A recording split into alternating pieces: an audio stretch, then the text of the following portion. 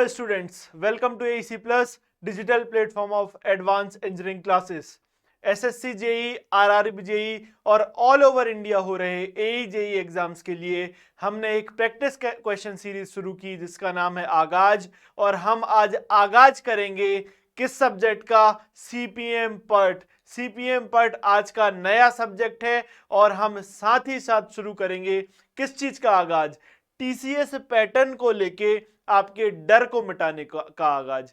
हमने क्या किया सर, ऑल ओवर इंडिया हो रहे जो टीसीएस के पेपर हैं, टीसीएस जो ऑल ओवर इंडिया पेपर्स करा रही है उसके क्वेश्चंस को एनालाइज किया, उसको क्लब करके एक सीरीज बनाई जिसका नाम है क्या सर? आगाज। समझ में आती है बात? तो आपको क्या करना है, जैसे कि मैं हर बार बोलता हूं क्या कि उठकर बैठ जाइए, उठकर बैठिए। मैं मेहनत कर रहा हूं तो आपको तो फिर एग्जाम निकालना है, तो रजाई छोड़ दीजिए, ठंड का दिन है, मुझे समझ में आता है। मेहनत करिए, पेन पेपर लेकर बैठिए, कॉपी बना लीजिए सीपीएम पार्ट की। हम शुरू करेंगे क्वेश्चंस करना।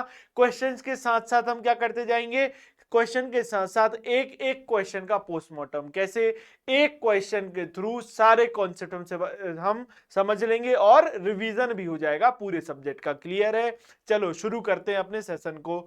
ओके, तो सीपीएम पर्ट का आज पहला सेशन है। सीपीएम पर्ट का आज पहला सेशन है। ये बहुत ही छोटा सा सब्जेक्ट है, लेकिन क्या हम छोड़ देते हैं सर? छोड़ क्यों देते हैं? थोड़ा सा ट्रिकी है, लेकिन बहुत ही प्रैक्टिकल और छोटा सब्जेक्ट है। कम समय में ज्यादा नंबर देके जाएगा। आपको क्या करना है, कहीं थ्योरी नहीं भी पढ़ी है तो आप जो शॉर्ट नोट्स अगर आपने कभी बनाए होंगे या फिर क्या कोई भी बूस्टर लेकर बैठ जाइए, कोई भी हैंडबुक लेकर बैठ जाइए। मैं क्वेश्चन कराता जाऊंगा, आपको उसमें देखते जाना है, आप देखते जा रहे हो। क्लियर? और जो एक्स्ट्रा नॉलेज दे रहा हूं एक कॉपी बनाइए, उसमें लिखते जाइए। लास्ट में क्या होगा, एक ही साथ सारा कंटेंट आपके पास मिल जाएगा और उसमें क्या हो जाएगा, आपको रिवीजन करने के लिए बहुत आसानी। जैसे पेपर आया, रिवाइज किया, सब खत्म। टीसीएस पैटर्न को हम बिल्कुल सॉल्व करके मानेंगे इस बार। आगे बढ़ूं, सॉल्व करना शुरू करते हैं। पहले सवाल को देखो, क्वेश्चन नंबर 1 क्या बोल रहा है? In the context of construction management PERT stands for. किसकी बात कर रहा है? पर्ट क्या बताता है सर? पर्ट क्या project evaluation and research technique? नहीं सर, ये तो गलत बात है। Project evaluation and review technique नहीं, प्रोजेक्ट एवेल्यूशन नहीं होना चाहिए था। Program evaluation and research technique, research word भी गलत है, यहाँ प्रोजेक्ट गलत है, यहाँ रिसर्च गलत है। Program evaluation and review technique, yes, program evaluation and review technique सही आंसर होगा। तो मैं आपको आंसर दे दिया। आंसर लगाना हमारा उद्देश्य है क्या? नहीं। हम पर्ट को क्या पोस्टमार्टम कर देंगे पर्ट का। देखो कैसे, पर्ट क्या है सर? पी। याद कैसे करना है? देखो कैसे याद करना है, PERT।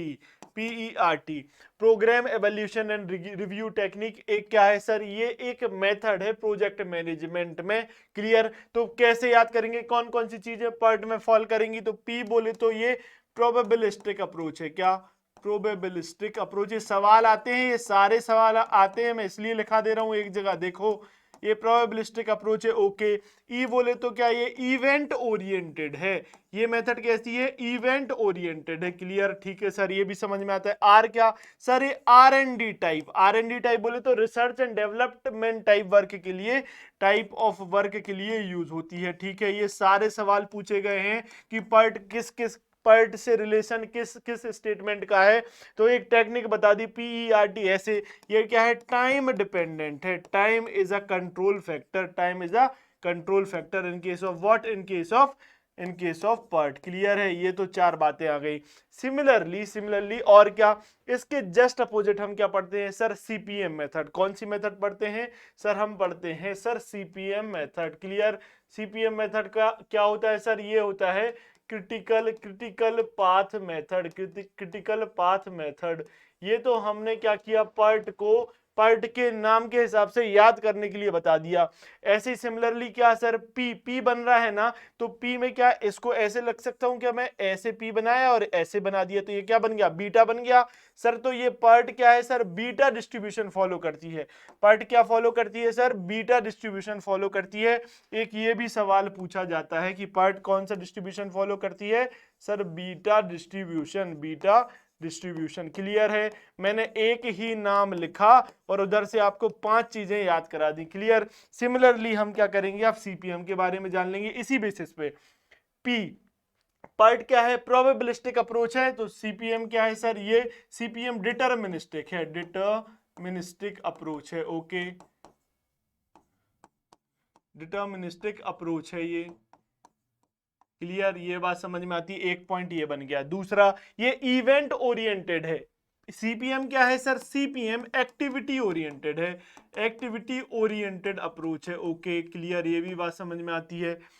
Research and development work के लिए कौन सा यूज हो रहा है, पहली बार किसी चीज की रिसर्च करनी है, यूएस नेवी ने क्या किया था, एक मिसाइल को बनाने के लिए इस मेथड का यूज किया था। ये और लिख लो, कब इजाद की गई सर, यूएस नेवी ने एक मिसाइल बनाने के लिए इसको निकाला था, इस मेथड का उपयोग किया था पहली बार। ओके, यहां आते हैं। अब देखो, इधर research and development type work, इधर कौन से टाइप है सर, रिपीटेटिव वर्क करना है। जैसे कि रोड बनानी है, फॉर एग्जाम्पल क्या, रोड कंस्ट्रक्शन का काम है, तो आप कौन सा यूज करोगे, सीपीएम। अगर इधर एग्जांपल क्या ले सकते हैं सर, इधर रिसर्च एंड डेवलपमेंट मतलब फॉर एग्जांपल डिफेंस वर्क है, जैसे फॉर एग्जांपल डिफेंस का वर्क है, डिफेंस वर्क अगर आप कर रहे हो तो आप किसका यूज करोगे, पर्ट का यूज करोगे। ये एक एक सवाल आया हुआ है, सॉरी, कहीं ना कहीं एग्जाम में, तो मेरा मोटिव टिक करा के आगे बढ़ना नहीं है आपके लिए। क्या, एक से एक चीज पकड़ो, सब कुछ बता के जाओ, यहीं सीख के सब कुछ जाओ। ऐसा नहीं कि आपका बर्डन बढ़ जाए, नहीं, यहीं सब सीख के जाना है। Okay, clear? टी, ये टाइम ओरिएंटेड है, तो यहां पर क्या आ जाएगा सर, ये एक सेकेंड, ये कैसा कॉस्ट है, ये क्या है sir, cost is the controlling factor, cost is controlling factor. और यहां पर क्या होगा सर, यहां पर टाइम कॉस्ट मॉडल बनेगा। क्या, टाइम कॉस्ट मॉडल कहां बनता है, ये भी पूछा जाता है, तो सीपीएम मेथड में बनता है। क्लियर? ठीक है सर, ये बात समझ में आती है। ये चीजें हमने सीपीएम के बारे में बात कर ली। सर स्लैक, एक शब्द यूज होता है, स्लैक किस में यूज होता है सर, स्लैक यूज होता है पार्ट में, और स्लैक के ही करस्पॉन्डिंग एक वर्ड है फ्लोट किस में यूज होता है सर, फ्लोट क्या होता है ये बताऊंगा, आगे सवाल आएंगे, मैं बताते जाऊंगा। फ्लोट वर्ड किस में यूज होता है सर, ये सीपीएम में फ्लोट वर्ड यूज होता है। क्लियर है ये बात? क्लियर? समझ में आती है बात? ठीक है, ये देखो, ये मेथड हमने पढ़ी, सीपीएम मेथड, ये आपने बता दी। अब एक चीज और, क्या, पी का बना दिया था बीटा, तो पार्ट क्या है, बीटा डिस्ट्रीब्यूशन फॉलो करती है। क्रिटिकल पाथ मेथड क्या सर, नॉर्मल डिस्ट्रीब्यूशन फॉलो करती है। क्या, क्रिटिकल पाथ मेथड। क्लियर है? क्लियर? ओके। और एक सवाल बहुत इंपॉर्टेंट आता है, क्या, प्रोजेक्ट एज अ होल कौन सा डिस्ट्रीब्यूशन फॉलो करेगा सर, वो नॉर्मल।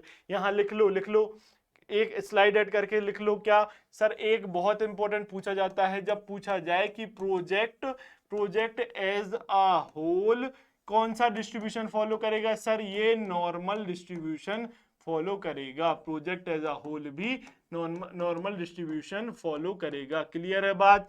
ओके, ठीक है, ये पूरी बातें समझ में आई आपके लिए? ठीक है। पार्ट में क्या है सर, 3 टाइम एस्टीमेट, इधर क्या है सर, 1 टाइम एस्टीमेट।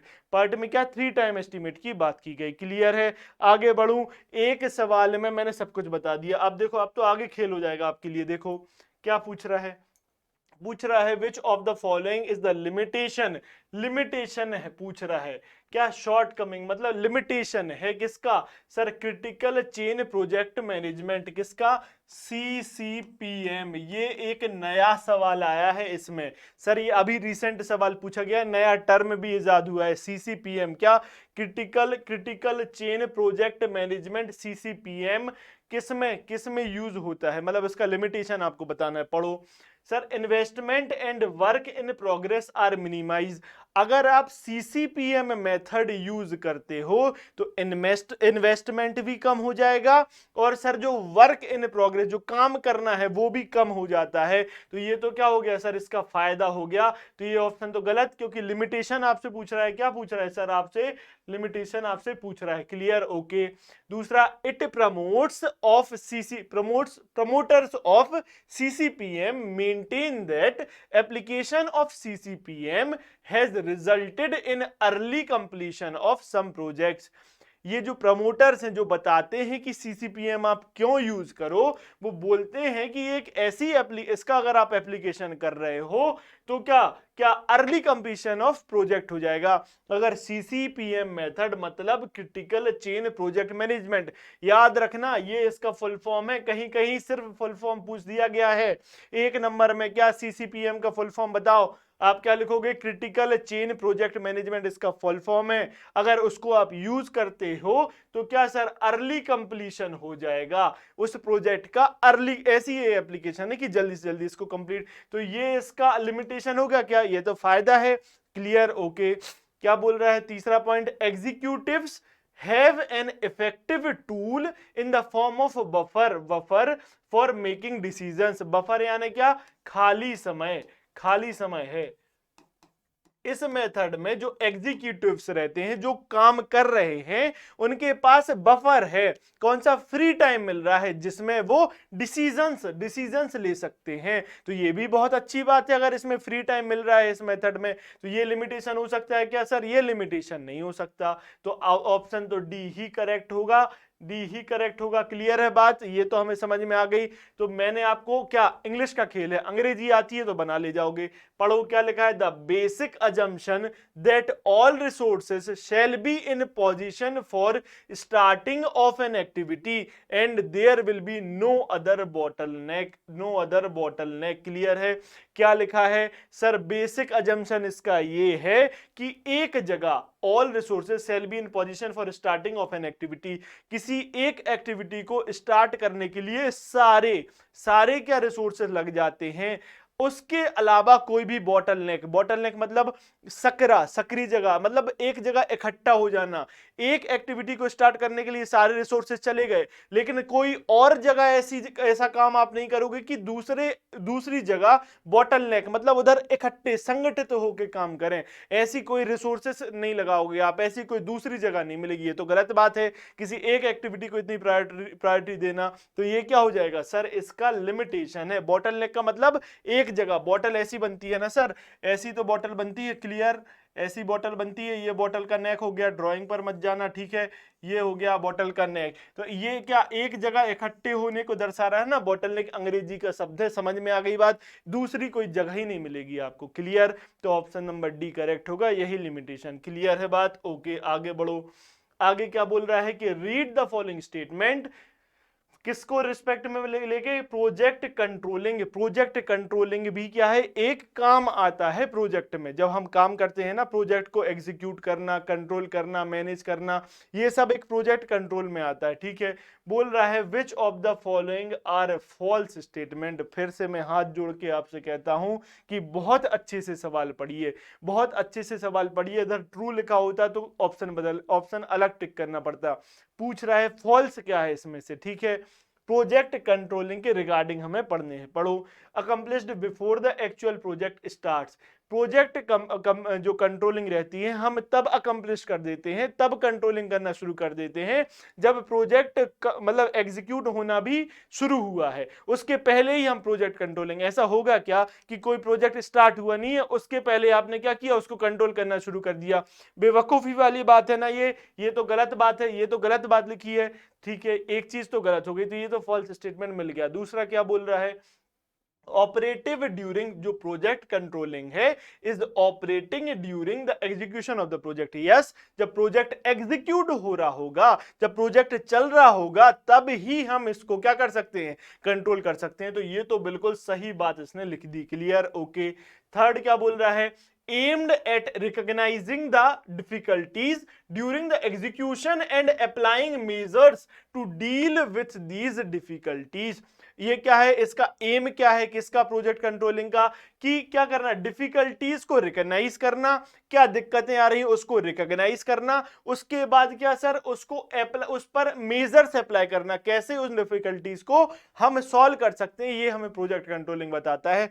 बहुत सही बात, यही तो करते हैं हम कंट्रोलिंग में, यही तो कंट्रोल करना है डिफिकल्टीज को। तो ये दोनों स्टेटमेंट सही, पहला वाला गलत। तो ऑप्शन से जाओ 1 एंड 3, तो भाई पहला गलत है, तीसरा सही है। Only 1, yes B will be correct answer. False पूछा था, ओनली 1 इज फॉल्स, तो हमने लगा दिया। क्लियर है? ऐसे क्वेश्चंस आप ऑप्शन से भी जा सकते हो, ये मैं बाद में बताता आपको, लेकिन मेरा मतलब क्या है, क्वेश्चन पूरा समझाना।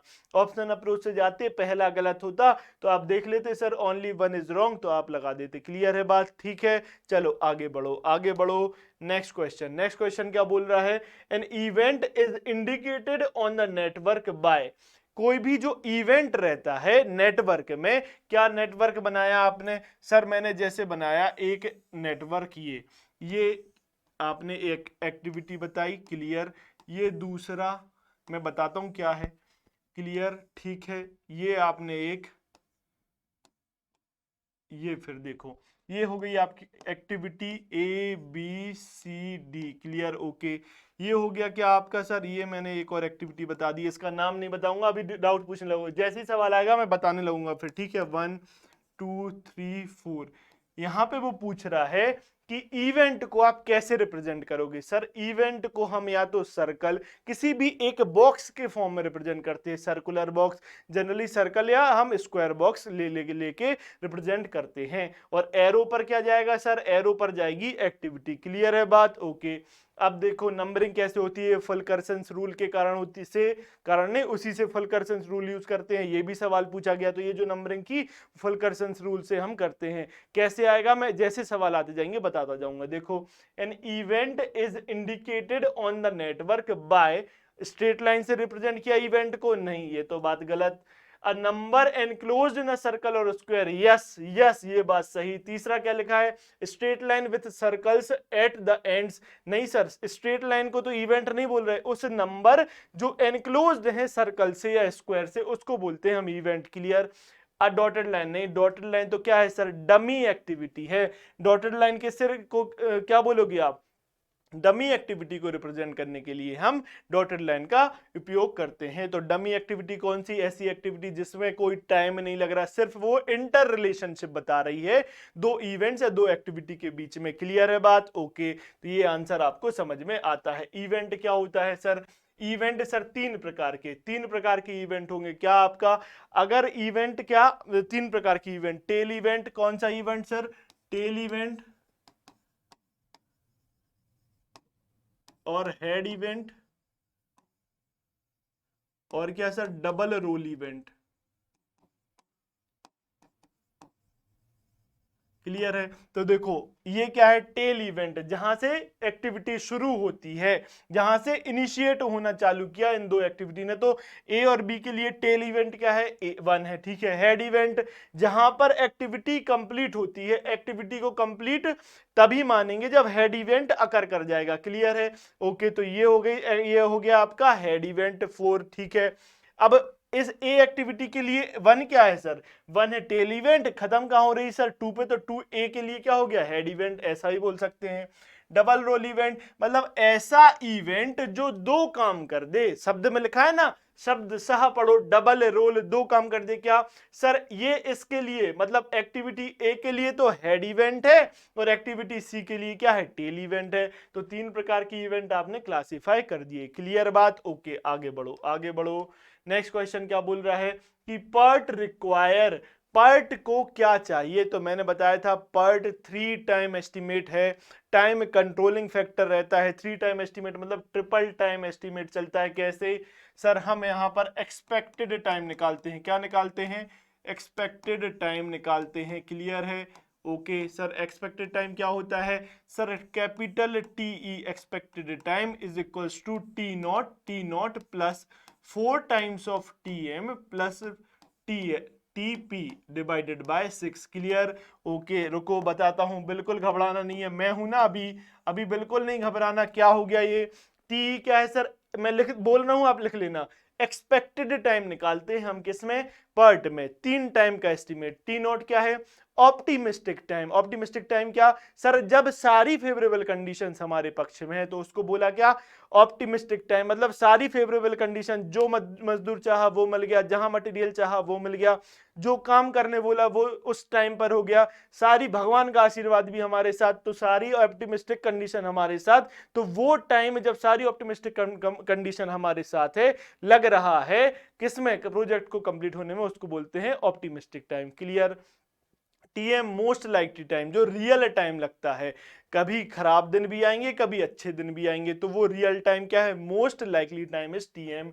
टीपी क्या है, पेसिमिस्टिक टाइम, मतलब बिल्कुल पनौती हो रखी है। कैसे, कोई भी काम आपके मन का नहीं चल रहा, सभी चीज आपके फेवर में है ही नहीं, सब चीज मतलब अनफेवरेबल है, तो उसमें को क्या बोलते हैं, टीपी, पेसिमिस्टिक टाइम। क्लियर है। ठीक है, एक चीज और यहाँ पर यूज होती है, स्टैंडर्ड डेविएशन। स्टैंडर्ड डेविएशन का फॉर्मूला भी लेके जाओ, क्या होता है sir, TP minus T naught by 6। इसको क्या निकालते हैं, स्टैंडर्ड डिविएशन निकालते हैं, ये भी पूछा गया है। क्लियर है बात, आगे बढ़ूं, चलो आगे बढ़ते हैं। Next question. नेक्स्ट क्वेश्चन क्या बोल रहा है, the first method invented for planning project was. जब प्रोजेक्ट को प्लान करने के लिए सबसे पहली मेथड कौन सी यूज हुई सर, एक साइंटिस्ट आए, हेनरी गेंट। कौन से साइंटिस्ट आए, हेनरी गेंट साइंटिस्ट आए 1900 में, सन 1900 में। उन्होंने क्या, एक मेथड दी। एक मेथड कौन सी दी सर, बार चार्ट मेथड।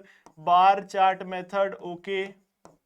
और इसको क्या बोल सकते हैं सर, गैंट चार्ट मेथड भी बोल सकते हैं। ये है क्या सर, ये है क्या, आप बताओ इसको कैसे बताओगे सर। ये एक ग्राफ रिप्रेजेंट करता है, एक्स एक्सिस पे क्या आएगा सर, टाइम, और सर वाई एक्सिस पे क्या आएगा, एक्टिविटी और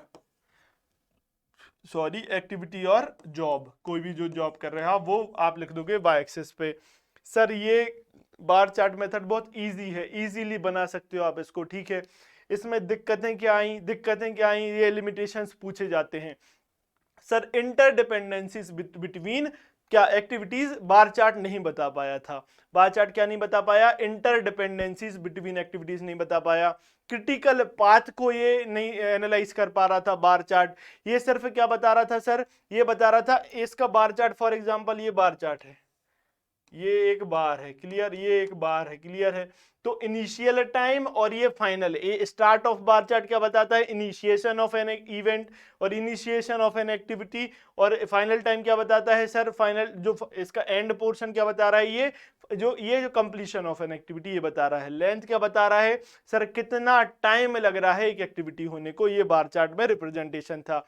लिमिटेशन क्या, इंटरडिपेंडेंसी, ये सवाल पूछा गया है, interdependencies between activities bar chart नहीं बता पाया। क्रिटिकल पाथ को ये एनालाइज नहीं कर पाया, माइन्यूट डिटेलिंग नहीं दे पाता, ये ऊपर ऊपर की बात कर देता था बार चार्ट। क्लियर। सर फिर आया था milestone charge, critical path method और पर्ट के बारे में हम डिस्कस कर चुके हैं, आगे बढ़ते हैं। माइलस्टोन चार्ज नेक्स्ट क्वेश्चन जब आएगा हम उसको चीरफाड़ कर देंगे। ठीक है, चलो आगे बढ़ो अभी। क्वेश्चन नंबर 7 क्या बोल रहा है, in the critical path method the primary focus is on. Critical path method में प्राइमरी फोकस किस पर था, क्या the sequence of are tasks that determines the project duration, इस पर था क्या, the probability of various outcomes पर था, द मोस्ट पेसिमिस्टिक टाइम वगैरह की बात तो पर्ट ने की थी, और most optimistic time for task ये भी पर्ट में था। सर टाइम की जो बताया था, टाइम का के बारे में 3 टाइम एस्टिमेट जो बताए थे वो तो पार्ट में बताए गए थे, सीपीएम की तो बात थी नहीं। अब ये 2 ऑप्शन तो डिलीट। क्या बोल रहा था, प्रोबेबिलिटी ऑफ वेरियस आउटकम्स बताता है सीपीएम, क्या नहीं सर ये क्या बता रहे हैं, प्रोबेबिलिटी थोड़ी ना पढ़ रहे हैं हम सीपीएम में, वेरियस आउटकम्स की प्रोबेबिलिटी ये सब नहीं बताता, तो ये भी गलत। तो पहला ऑप्शन सही, क्या the sequence of task that determines the project duration, मतलब सीक्वेंस बताता है टास्क का, इसके बाद ये एक्टिविटी, इसके बाद ये एक सीक्वेंस बताती है critical path method with project duration, मतलब डिटरमाइंस द प्रोजेक्ट ड्यूरेशन, और वो सीक्वेंस ही बताएगा किसको, प्रोजेक्ट के ड्यूरेशन को, कि कम से कम इतना टाइम तो लगेगा ही जो क्रिटिकल पाथ में हो रहा है, लग रहा है प्रोजेक्ट के कंप्लीट होने में, इतना टाइम तो लगेगा ही। ये कौन बताता है, क्रिटिकल पाथ। ओके, क्लियर है। नेक्स्ट क्वेश्चन में हम जाते हैं। In PERT in PERT diagram the slack represent, PERT diagram में स्लैक किस चीज को रिप्रेजेंट करता है? सर स्लैक क्या होता है? मैंने बताया कि स्लैक रिलेटेड है PERT से और फ्लोट रिलेटेड है CPM से, ये बताया। पार्ट क्या रिप्रेजेंट, पार्ट में स्लैक क्या होता है? सर ये वो टाइम ड्यूरेशन है जिसमें हम किसी भी इवेंट के अकर होने को डिले कर सकते हैं इजीली। जिससे जिससे मतलब कब तक डिले कर सकते हैं? ताकि आगे आने वाला कोई भी एक्टिविटी डिले ना हो, ऐसे, और पीछे रहने वाली कोई जो एक्टिविटी है उसको भी डिले ना हो। तो क्या एक ऐसा टाइम जिससे occurrence of an event delay हो पाए उसको बोलते हैं स्लैक, उस टाइम को बोलते हैं स्लैक। क्लियर? फ्लोट क्या है? सर ऐसा टाइम जिससे आप एक्टिविटी के होने को डिले कर सको, आराम से फ्लोटिंग कर सको। लेकिन लेकिन शर्त क्या है? आगे अकर करने वाली जो इवेंट है वो डिले ना हो, कोई इवेंट आगे जो होने वाला वो डिले ना हो, और या फिर सक्सीडिंग जो एक्टिविटी है और प्रीसीडिंग उसकी जो एक्टिविटी है उसमें कोई दिक्कत ना आए, वो डिले ना हो। इतना टाइम हम इस एक्टिविटी को, करंट एक्टिविटी को डिले कर सकते हैं, उसको बोलते हैं फ्लोट। क्लियर है ये बात? ये तो एक्टिविटी से क्या रिलेटेड है? फ्लोट। और इवेंट से रिलेटेड है क्या? स्लैक। पढ़ो। The time saved if an activity is expedited, नहीं ये तो गलत बात है, एक्टिविटी की तो बात ही नहीं करता स्लैक, इवेंट ओरिएंटेड है। The total time taken for project completion, ये टोटल टाइम ये थोड़ी कहलाएगा, ये तो एक क्या है सर? फ्री टाइम है, बफर कितना मिल गया किसी भी इवेंट को अकर करने में। Clear? The difference between the earliest and latest finish time of the previous activity, नहीं एक्टिविटी के लिए तो डिफाइन ही नहीं है स्लैक, स्लैक डिफाइन है इवेंट के लिए। क्या? The time and activity can be delayed without affecting the critical path, ये तो बात गलत हो गई। ये भी क्यों सर? ये भी तो किसके लिए दिया है ये सर? ये भी तो CPM में था, स्लैक तो PERT में था, तो क्या लिखा होना था? The time and event can be delayed without affecting the critical path या without affecting the next occurred event। मतलब क्या स्लैक क्या बता रहा है सर? अकरेंस को डिले करा रहा है, किसकी? इवेंट के, ना कि एक्टिविटी का। तो ये भी ऑप्शन गलत, चारों ऑप्शन गलत है, लेकिन मोस्ट अप्रोप्रिएट उन्होंने डी आंसर दिया है, तो आप लगा सकते हो, ठीक है। लेकिन ये चारों गलत है, इवेंट की बात करता है क्या? PERT। ओके चलो आगे बढ़ो। क्वेश्चन नंबर 9 क्या बोल रहा है? PERT analysis is particularly useful when, कब यूजफुल है? The durations of the project activities are well known, अगर यही होता तो हम PERT में 3 टाइम एस्टिमेट क्यों लगाते? जब वेल नोन होता, पहले से ही हमें अगर पता होती तो एस्टिमेट ही क्यों लगाते? PERT में तो हम 3 टाइम एस्टिमेट की बात करते हैं ना, ऑप्टिमिस्टिक, मोस्ट लाइकली और पेसिमिस्टिक की, तो ये तो गलत हो गया। किसमें? CPM में वेल नोन होता है। Okay. The sequence of project activities is straight forward, इसलिए क्या करते हैं? क्या PERT analysis is particularly useful when, कब यूजफुल है? कि जब स्ट्रेट फॉरवर्ड हो, ऐसी तो कोई बात होती नहीं। The project involves uncertain activity duration, yes, अगर प्रोजेक्ट में अनसर्टेनिटी है टाइम को लेके, ड्यूरेशन ऑफ एक्टिविटी को लेके, तब हम क्या करेंगे? एस्टिमेट लगाएंगे। तब तो हम एक्सपेक्टेड टाइम निकालते हैं T0 + 4 TM + TP/6 से, तब हम यूज करेंगे। The project follows a strict budget, ये तो कोई बात ही नहीं, बकवास लिखी है। तो सी इज करेक्ट ऑप्शन। क्लियर है? इज्जत से अगर ध्यान से पढ़ लोगे ना आप, ये ध्यान से ये पढ़ लोगे तो ही आपका काम हो गया। क्लियर? आगे बढ़ूं? ठीक है चलो देखो नेक्स्ट क्वेश्चन। नेक्स्ट क्वेश्चन क्या? नेक्स्ट क्वेश्चन नहीं दिया क्या इन्होंने? 9 सवाल दिए, वाह, एक में मक्कारी कर गए, मतलब 10 सवाल देने को बोला था। ठीक है कोई बात नहीं, सवाल से फर्क नहीं पड़ता।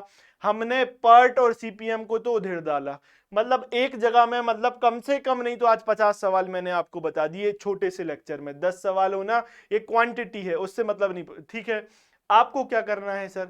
आपको क्या करना है? ये सब चीजें जो एक्स्ट्रा मैं बता रहा हूं उसको लिखते जाना है। लिखते जाओगे, एक कॉपी बन जाएगी पक्की। CPM PERT की एक कॉपी बन गई, एक्स्ट्रा नॉलेज वहां लिखा गया। आप बूस्टर भी रख लो अपने पास, उसी में उसको मॉडिफाई करते जाओ। क्लियर है? कोई भी जो शॉर्ट नोट्स बनाए होंगे या बूस्टर से पढ़ते होगे वो रख लो। जल्दी जल्दी चीजें लिखते जाओ, बार बार लिख लोगे, याद हो जाएगा। आगे क्या करना है?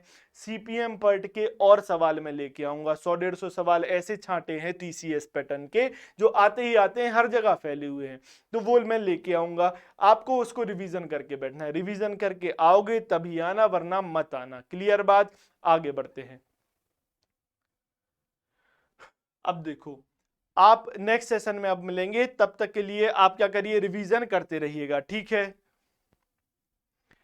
ऐसे स्टूडेंट्स जो कह रहे हैं कि सर अभी मैं फ्रेशर हूं, मुझे अभी अभी मैं कॉलेज से पास आउट हुआ हूं, मुझे पता नहीं है कहां से पढूं, मुझे एक डेफिनेट सोर्स बता दीजिए, एक विश्वसनीय सोर्स बता दीजिए मुझे।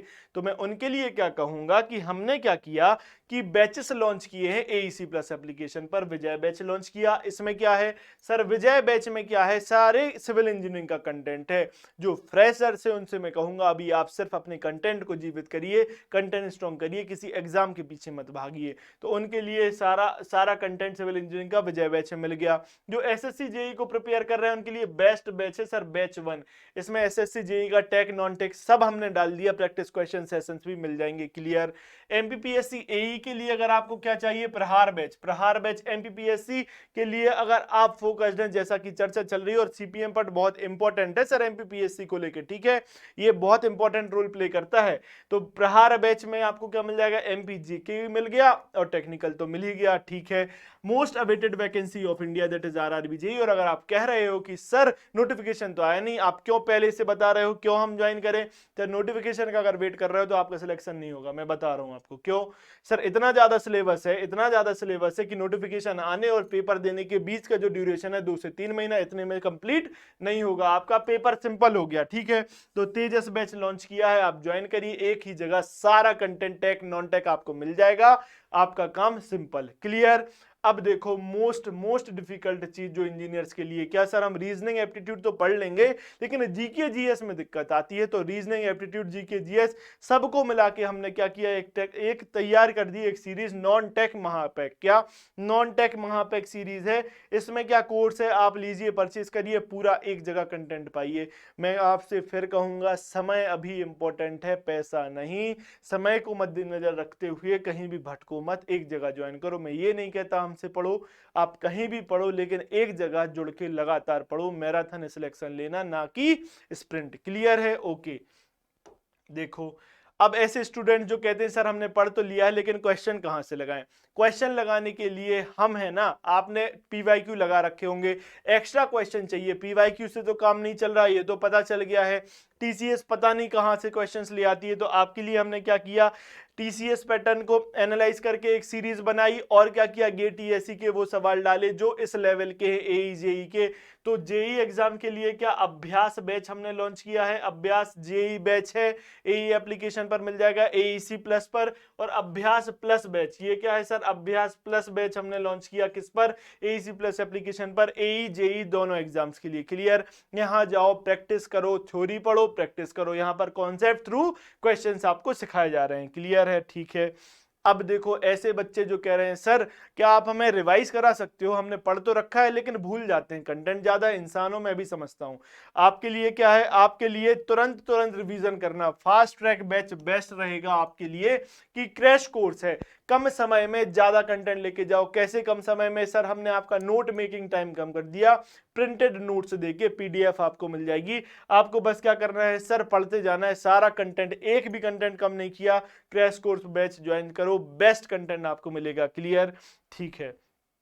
अब देखो आपको किसी एक सब्जेक्ट का एनरोलमेंट चाहिए तो एक सब्जेक्ट को भी एनरोल कर सकते हो, जो भी वीक है उसको एक को सब्सक्राइब कर लो, कम पैसे में मिल जाएगा, उसको पक्का अच्छे से पढ़ लो और अपना पेपर के लिए और अच्छी तैयारी बना लो, क्लियर है। कंटेंट को अभी क्रिएट करो, आपके लिए हर तरीके की सुविधा है। स्टूडेंट के हिसाब से सोच रहा हूं मैं कि एक सब्जेक्ट अगर आपका अच्छा नहीं है, एक का ले लो सब्सक्रिप्शन, क्लियर, आगे बढ़ो। ये सब मिलेगा कहां सर, ये मिलेगा गूगल प्ले स्टोर पर, आपको मिल जाएगा, आपको एईसी प्लस एप्लीकेशन मिल जाएगी, उस पर आप एनरोल करिए। कॉलिंग नंबर भी है, आप पूछकर भी अच्छे से अपने आप को सेटिस्फाई पहले करना, फिर आप उसमें एनरोल कर सकते हो, क्लियर है बात, ठीक है। चलिए, अगर वीडियो अच्छा लगा है तो क्या करना है सर, लाइक करना है। अगर कमेंट है, कोई भी डाउट है तो कमेंट में पूछिए, चैनल को सब्सक्राइब जरूर करो। क्यों सर, सोते रहते हो आप, पता तो चलेगा नहीं, सब्सक्राइब कर लो, नोटिफिकेशन की घंटी बजा लो, हमारी ये भी जिम्मेदारी है हमारी, क्या कि हम आपको जगा देंगे, भाई पढ़ने भी आ जाओ आप, ठीक है, ये भी कर देते हैं। अभी भी नहीं पढ़ोगे तो कोई नहीं पढ़ा सकता, क्लियर है। ये आपने जो भी मैंने पढ़ाया आपको, एईसी प्लस का ये क्या है, टेलीग्राम ग्रुप है, यहाँ पर आपको मिल जाएगा टेलीग्राम चैनल पर, क्या आपको इसकी पीडीएफ मिल जाएगी। ये सब तो रही फालतू बात, जो हो गया आपको क्या करना, भाई रिवीजन करके आना, वरना मत आना। मैं फिर से बोल रहा हूँ, रिवीजन ही की है। सीपीएम पल्ट में आगे पढ़ाऊंगा, मैं बोल के जा रहा हूँ आगे। पूरा छोटा सा तो सब्जेक्ट है, पलटा के आ जाओ एक बार आप पढ़ के आए, एक बार मैंने यहाँ पढ़ाया और लिखा भी तो रहा हूँ, 3 बार एक चीज हो जाएगी, कितनी पक्की हो जाएगी। यही सब करके जाओ। क्लियर है बात? चलो मिलेंगे नेक्स्ट सेशन में। This is Abhishek Shrivastava signing up with this session. Clearly आप रिवाइज करके आओगे, मैं ये मान के चल रहा हूं। Take care, good bye.